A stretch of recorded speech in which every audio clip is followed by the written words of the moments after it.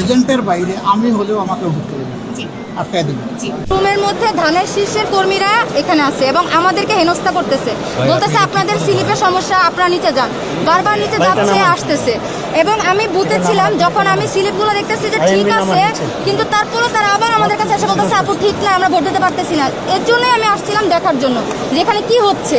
তখন যখন ওই একটা মহিলা আমাকে বললো, আমি বললাম আপনার কাছে ডকুমেন্ট আছে? বলে হ্যাঁ আমার কাছে একটা ভিডিও আছে যে ওরা যেরকম করতেছে। আমি বলছি আচ্ছা সেই ভিডিওটা আমাকে একটু দেন। তখন সেই ভিডিওটা ওর থেকে নেওয়ার জন্য আমি ফোনটা যখন বের করি, ওই মুহূর্তে ধানের শীষের একজন কর্মী আমাকে দেখে যে আমি ওদের থেকে ভিডিও নিচ্ছি। তখন আমাকে বলতেছে আপনি দাঁড়িপাল্লার কর্মী এখানে কি করেন? আমি বলছি আপনি যদি ধানের শীষের কর্মী এখানে থাকতে পারেন তাহলে আমি কেন থাকতে পারবো না? তখন সে আনসারদেরকে বলছে আপনারা নামান না কেন, এরা এখানে কি করবে, এখানে কোনো কর্মী থাকতে পারবে না। তখন আনসাররা বলতেছে জি। আমি বলছি আপনি ওনাদেরকেও নামান আমাকেও নামান। পরে বলতেছে ঠিক আছে নামেন। ওরা আমাকে নিয়ে আসতেছে, ওরা 50 জনের মতো ছিল, আমাকে ঘেরাও করে ফেলছে। তখন আমি আরও আমার সাথে আরও 2 জন মেয়ে ছিল, একটা ছেলে ছিল, ভাইয়া আমরা 4 জন ছিলাম। আমরা নামতেছি, সিঁড়ি দিয়ে নামার সময় ওরা আমাকে পিছন থেকে ঘুষি লাথি মারতেছিল এবং নিচে আসার পরে ওরা আমার হাত থেকে ফোন টান দিয়ে নিতেছে, আমার ওন্না টান দিতেছিল। তারপর আমি সেনাবাহিনীর কাছে আমি আমার প্রাণ ভিক্ষা চাই। আমি আসতাম না যখন আমার ভোটাররা বারবার ফেরত আসতেছে কোনো প্রবলেম ছাড়াই। আপনার সাথে আমাদের ফোন দেওয়া দরকার ছিল, আমি যদি ঠিক বলে থাকি। আমাদের ফুটেজটা নষ্ট করে দিয়েছে। আমার সাথে সাথে আমাকে ফোন, আপনি নিজে ইনকোয়ারি না করে সাথে সাথে যদি আমাকে ফোন দিতেন, আমি ব্রেকার আরো আগে এসে ব্যাপারটা কন্ট্রোলে নিতে পারতাম। আচ্ছা একটু তুমি অফ, তোমার ব্যাপার আমরা সেটেল করি। আপনি একটু আসুন।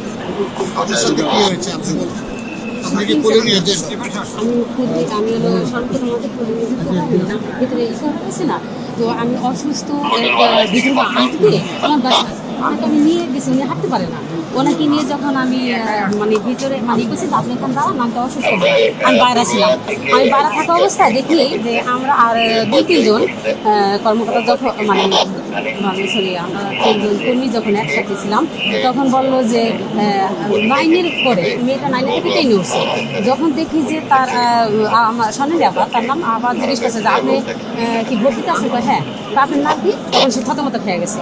থতমত খাওয়ার পরে বলতেছে যে আপনার বাবার নাম কি? আচ্ছা, তখন বলে সংক্ষেপ করলে মনে হয় ভালো হয়। আপনি হুকুমকে আমি বুঝতে পারছি,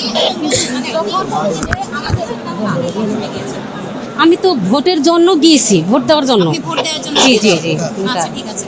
তখন আর কি ওই মানে ওই যে অসুস্থ যে আন্টি, সে দাঁড়াইতে পারে না। আমি আবার এই সাইডে বাইরে আয়সা পড়া দিচ্ছি। এই মুহূর্তে ওই যে 9 থেকে 10 উঠছে মেয়েটা, যখন আমরা ভোটারি দেখছি তখন তাদের লোক আইসা আমাকে মনে করেন পারলে ধরে মারে, এরকম পরিস্থিতি করছে। হ্যাঁ এরকম করছে মতন। পরে আমার ভাইদের ডাকা হয়েছে যে আমরা যেহেতু কি না আমরা এসে পড়ছি, হ্যাঁ এসে পড়েছি। তখন